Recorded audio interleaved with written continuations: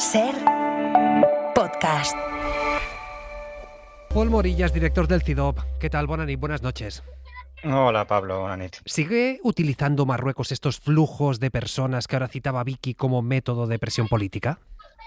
Sí, no es el único país, es decir, la política europea en cuestión migratoria se basa fundamentalmente en esa externalización de las fronteras, ¿no? Y eso significa que estás en manos de terceros países, sea Marruecos, sea Turquía, sea cualquier otro con los que se tienen acuerdos firmados, que siempre puede utilizar esa baza de presión en el momento en que lo estima oportuno. Y ahora decíamos que precisamente Marruecos no es la primera vez que lo ha hecho. Es una parte consustancial de la manera como Europa ha tratado de resolver esta cuestión, digamos, poniendo en manos de terceros lo que también es una responsabilidad propia. Y eso son dos caras de la misma moneda. Por un lado, cuando funciona bien, te permite atajar esos flujos irregulares. Cuando no funciona bien y se instrumentalizan esas potestades que hemos dado a terceros países, pues entonces es cuando hay crisis como la que hemos vivido. Es verdad que sorprende porque el gobierno sigue manteniendo las relaciones con Marruecos, están en el mejor momento de su historia. ¿Cómo son realmente estas relaciones? No, las relaciones primero son muy densas y muy amplias, no solo incluyen el factor migratorio, por lo tanto hay muchas otras cuestiones en esa relación bilateral de vecino a vecino que deben de salvaguardarse incluso en momentos de crisis, pero también sobre todo sabiendo que precisamente en manos de Marruecos han estado dos cosas. Una, el facilitar el retorno y por lo tanto es un socio indispensable para que esos migrantes que han entrado irregularmente vuelvan a Marruecos y eso requiere de un buen nivel de cooperación y por otro lado que si ahora se culpa de manera muy directa y clara a un país que ya tiene tradición de instrumentalizar esa cuestión, nada garantiza que dentro de unos pocos días pueda volver a suceder lo mismo. Por lo tanto es una relación que es compleja porque digamos es una puerta evidente de entrada de flujos migratorios que no son solo por supuesto de Marruecos, son de muchos otros países de la región que desde ahí llegan a costas españolas, a Europa, al fin y al cabo, que es lo que se pretende. Es decir, esto que estamos viendo de tantos y tantos ministros diciendo Marruecos lo ha hecho maravillosamente bien desde el principio, es un socio fiable, ¿es para mantener este buen nivel de cooperación que tú citabas, es decir, para evitar males mayores?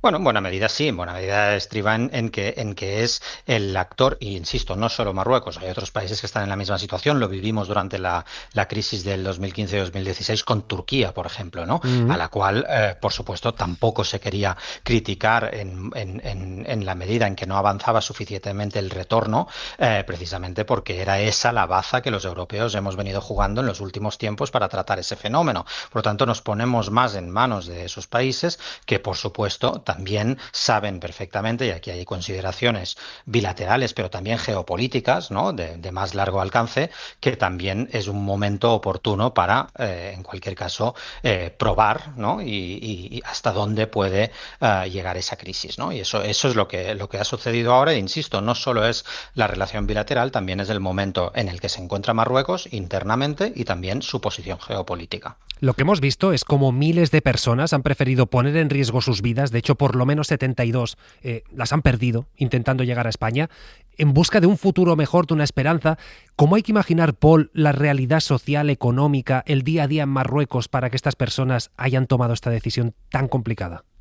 Bueno, por supuesto, es una señal de debilidad del propio país que no puede dar, digamos, una salida esperanzadora, sobre todo a su población joven. Y además que cuando regresa a su país, regresa, digamos, manteniendo su voluntad de seguir emigrando a Europa y palabras buenas hacia España y no hacia Marruecos, que es el país que los hace retornar. Por lo tanto, esto es una crisis también que tiene que ver con el propio país, sus dinámicas, su modelo, que últimamente es un modelo de desarrollo mucho más avanzado que en el pasado, es decir, se hacen grandes infraestructuras, se hace, ¿no? Será sede de la próxima Copa del Mundo de fútbol, es decir, hay un momento geopolítico para Marruecos de gran presencia regional, de una gran asertividad regional, ¿no? y de voluntad de jugar un papel en la región, pero también más allá de la región, con sus relaciones con Estados Unidos y con Israel,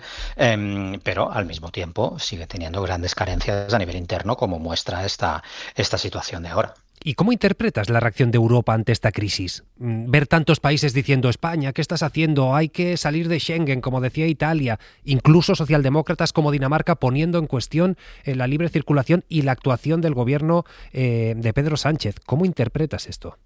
Pues de dos maneras, ¿no? Una manera muy coyuntural, y es que muchos de estos países se enfrentan a elecciones en los próximos meses y hasta el año que viene. Por lo tanto, la cuestión de la inmigración es una cuestión que polariza altamente todas las sociedades europeas, y si tienen elecciones, pues todavía más, y por lo tanto hay un cálculo de posicionamiento de fuerzas que temen a la derecha radical, o de fuerzas de países que ya están gobernados por la derecha radical y que por lo tanto siguen instrumentalizando la cuestión migratoria. Pero eso es coyuntural. A nivel más estructural, lo que sucede es que es claramente llamativa la diferencia cómo se ha tratado esta crisis en este momento desde la desunión, a diferencia de lo que se hizo en 2021, por ejemplo, con esa instrumentalización de migraciones que hizo Bielorrusia, ¿no?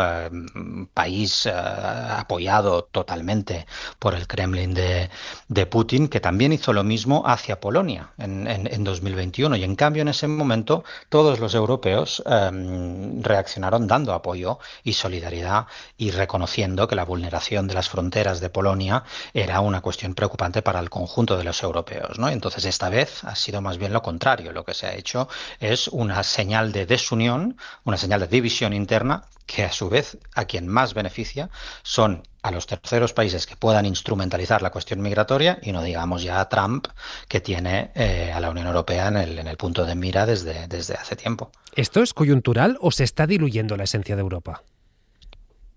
En función de que entendamos qué es Europa, y realmente hay maneras de entender Europa muy distintas ahora mismo, ¿no? Encima de la mesa, y principalmente por fuerzas que podríamos llamar esas fuerzas patrióticas, ¿no? Que lo que ven es una Europa que tiene que desballestarse, una Europa que tiene que progresivamente desintegrarse, devolver poderes a los estados, a las naciones, y que el futuro de lo que llamaríamos Unión Europea, de Bruselas, de la integración entre países europeos, es algo de lo que rehuyen totalmente, ¿no? Y eso condiciona fuertemente todo lo que se puede hacer a escala conjunta. Por ejemplo, reforzar un mecanismo ya existente como sería Frontex, ¿no? La agencia de control de fronteras que apoya a los Estados miembros, y esto cuesta reforzarse porque es un mecanismo conjunto, y esas fuerzas aborrecen esas ideas, ¿no?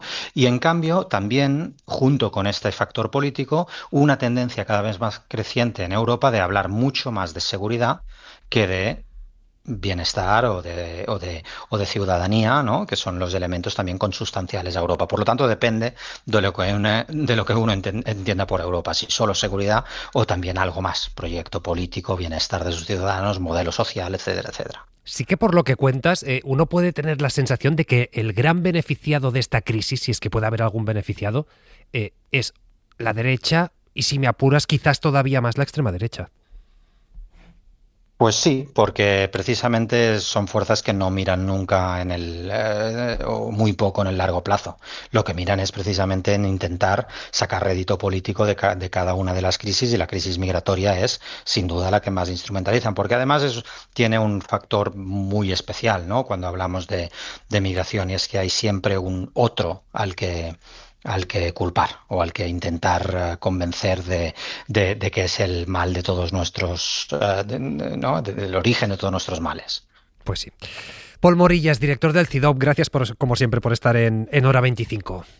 Pues muy bien, un placer, buenas noches. Que vaya bien. Para no perderte ningún episodio, síguenos en la aplicación o la web de la SER, Podium Podcast o tu plataforma de audio favorita.